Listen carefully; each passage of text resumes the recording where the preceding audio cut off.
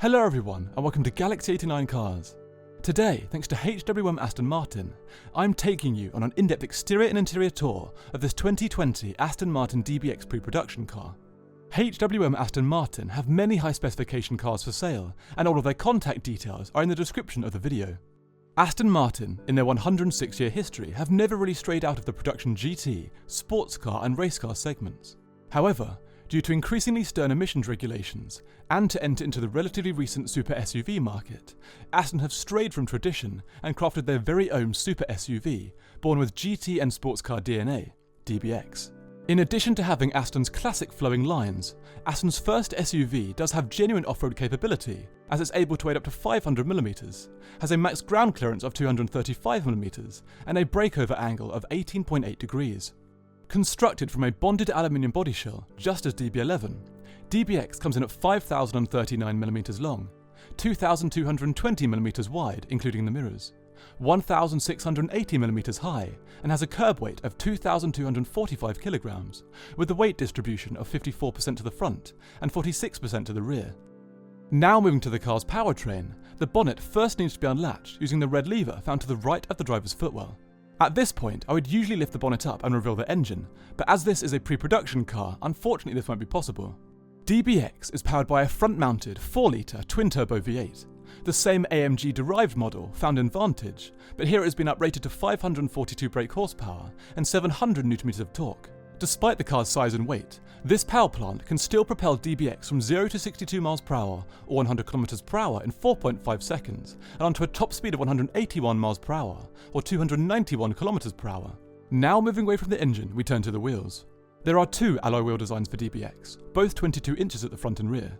This DBX is sitting on the satin black sport variants. The other version is called Ribbon and features an interlacing design.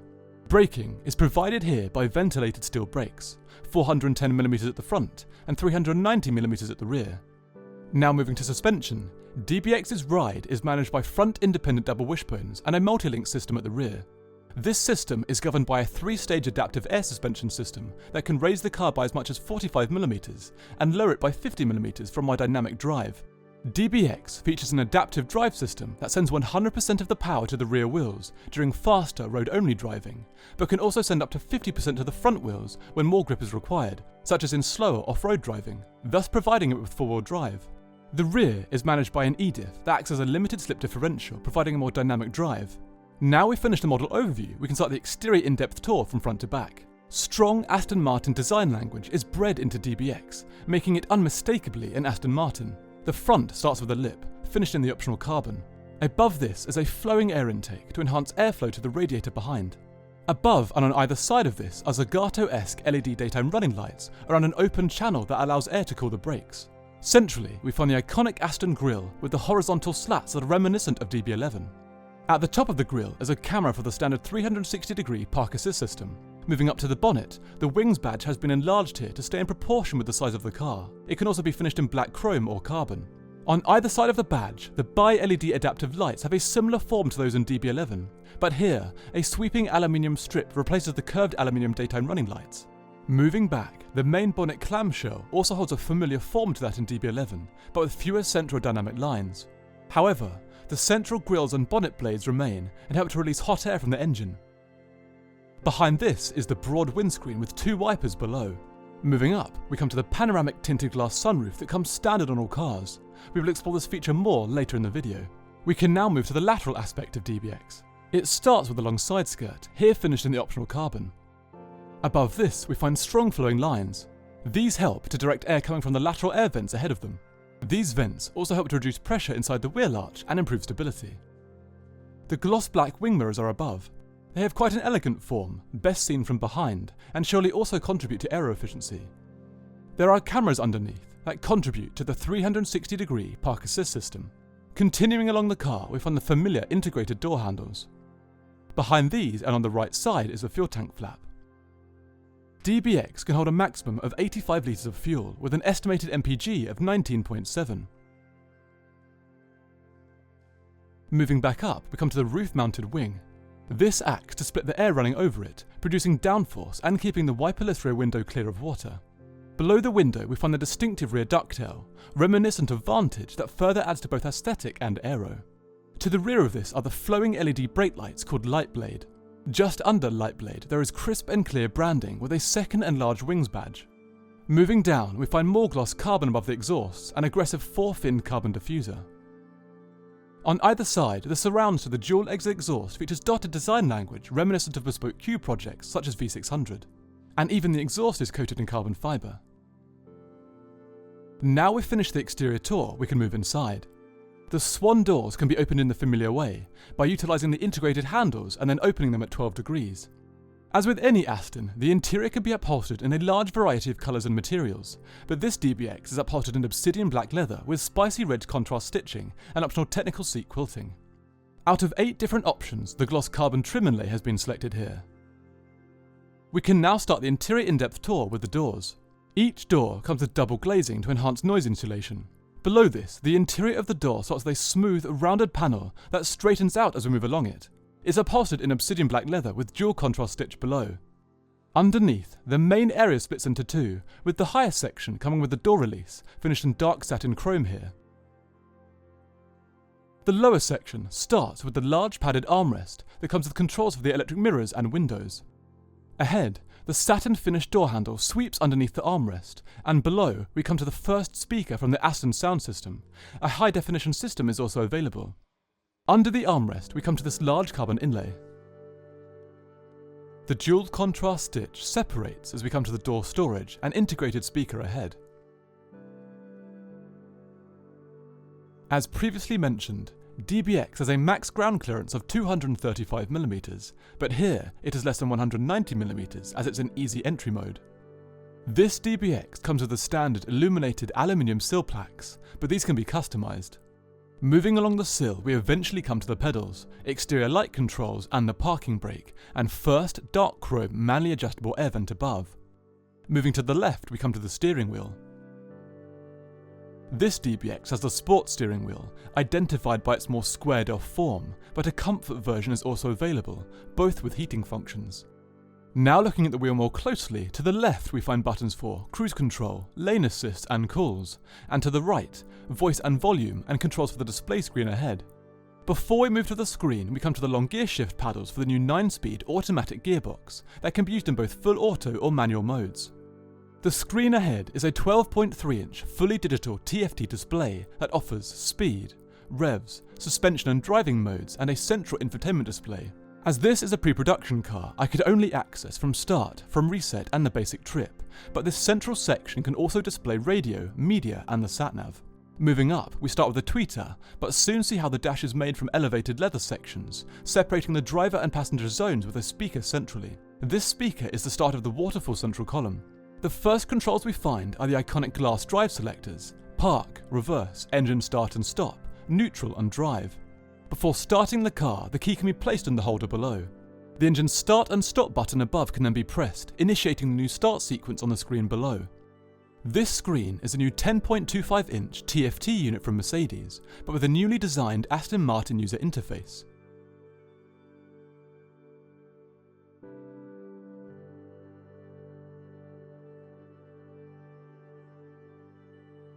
Now entering the menu options, we can start with the navigation system. This can be zoomed in and out of using the physical controls below, and to the left we can enter a destination, select from previous destinations, and find other route assistance options. Moving right, radio is next. Here we can access the AM, FM and full DAB digital radio with station icons and a full station list. While in radio, we can also view the split screen effect. Media comes after radio and offers device management for devices connected via aux, USB and Bluetooth. The equalizer, balance and fade controls can also be found to the left in both radio and media screens. Telephone comes next and, as its name suggests, offers telephony options. Devices can be connected and their contact list can be accessed even with hands-free for calls and messages, making in-car telephony much easier. In the next option screen, Connect, device-specific apps can be found: Apple CarPlay, Android Auto and Beidou CarLife, a leading app in the Chinese market. Moving out of this and onto the next option, we come to the extensive vehicle screens. Here we can adjust the car's climate, see real-time performance data in Dynamic Select, assistance systems, consumption data, and in light settings, the car's new 64-colour adjustable ambient lighting. Vehicle is finished off with adjustment for surround lighting and to alter the amount of time the exterior and interior lights turn off. The final option here is System, where we find all the usual time and date and configuration options. Before we move away from the screen entirely, I will show you two further features. If the user presses the rotary for the screen up, this extra set of options for favourites can be accessed and adjusted. Consumption, climate, tow preparation, route assistance on and off, points of interest, destination, sound, VIP sound, shuffle, similar, tag, the reversing camera and new favourites. The final screen function, other than for the park assist cameras, is this clock. Now moving away from the screen, we come to two slim, manually adjustable air vents. The first control array is below this and is comprised of both physical and touch controls. The buttons above are for passenger temperature and air direction, fan speed, and then driver air direction and temperature. The touch controls below are for recirculation, rear demist, AC, cold air, auto AC, optional passenger seat ventilation, standard passenger seat heating, interior lock controls, and the driver's standard seat heating and optional ventilation. Continuing down, we come to the central column and the main control array from left to right. Hazard lights, driving mode up and down, adjust ride height, adjust terrain settings. Then the central scroll wheel with return and home buttons for the infotainment system and touchpad above, volume and key ahead, and to the right, display on off, assists, stop-start, parking sensors, and finally the reversing camera. Below this we see extended carbon inlays and the upper and lower divisions of the central column. Sinking below the carbon we come to a phone-shaped indentation with a button to raise the boot lid ahead.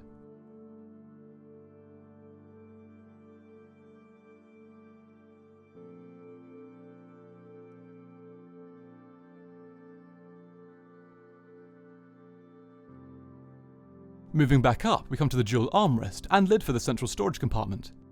This is magnetically fastened, so it can be lifted straight up to reveal two cup holders, quite a deep storage area with dual USB, 12 volt, aux and SD inputs. On either side of the central column we find the seats. I believe these are the standard 12-way electrically adjustable seats, with a standard stitch pattern and heating and optional ventilation. A 16-way adjustable option with a more flamboyant stitch pattern is also available. All movement controls for the front seats can be found to their outside edge. After covering the majority of features in the front, we can move to the rear. The doors open in the same swan fashion. Unsurprisingly, the interior of the doors is very similar to the front, with the dual stitch at the top that separates the central panel with a flowing line halfway along. There's a single control for the electric window, carbon panel below, and open storage area ahead.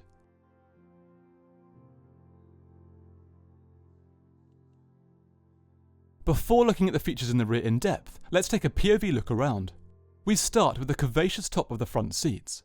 Moving down, we find a small leather pouch. Then moving left, we come to the rear climate controls. Continuing left, we run up the rear seats with their contrast seat belts and eventually to the expansive and tinted panoramic sunroof that's a standard feature on all cars.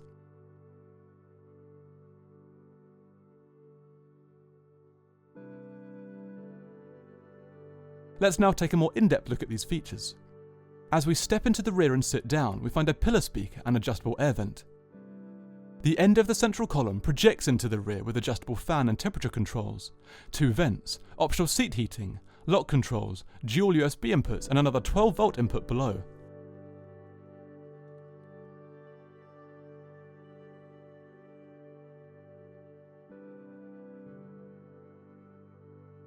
The rear of DBX can seat up to 5 people, with 2 full seats on either side and a central occasional seat.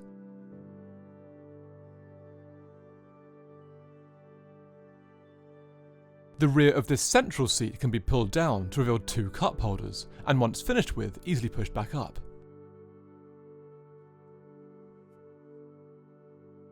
Before leaving the rear, we can take a final look at the expansive sunroof with its full-length shade that starts above. Now we finish in the rear, we can move back into the front to view the car's main storage areas. The passenger side glove compartment can be easily unlocked by utilising the button to the right. It offers quite a large storage area but needs to be manually closed. As seen earlier, the boot lid can be opened with the button inside, but the key and the button here can also be used. Once unlocked, the lid auto opens, revealing 632 litres of storage capacity that can be extended by a further 62 litres thanks to the underfloor compartment. A divider usually separates the top and bottom, but has been removed here to better visualise this space. Fitted luggage can also be personalised and spec'd. Taking a closer look at the features, we first come to the buttons to raise or lower the car, then the large branded boot mat and foldable seats ahead. Finally, there's a small access panel with the buttons to lower the rear seats, as demonstrated here.